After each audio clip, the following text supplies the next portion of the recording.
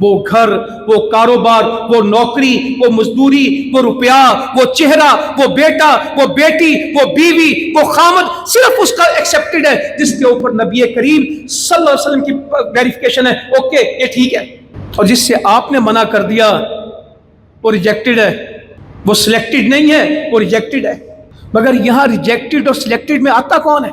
نبی مکرم صلی اللہ علیہ وآلہ وسلم سے اپنے عمل کی ویریفیکیشن کروانے والے، آپ سے پوچھنے والے کہ میں یہ کاروبار کرنے جا رہا ہوں، آپ مجھے اجازت دیتے میں کاروبار کر لوں؟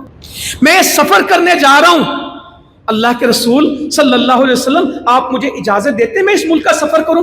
میں اپنے بچے کو وہاں بھیجنے جا رہا ہوں، آپ مجھے اجازت دیتے میں چلا جاؤں، میں بچے کو بھیجوں؟ اگر بھیجوں تو شرطیں کیا ہیں، طریقہ کیا ہے، وہاں جا کے نماز کس طرح پڑھنی ہے، دین کا تحفظ کس طرح کرنا ہے؟ بہت بہت بڑے بڑے معاملات ہیں مسلمانوں، آئیں سمجھ جائیں.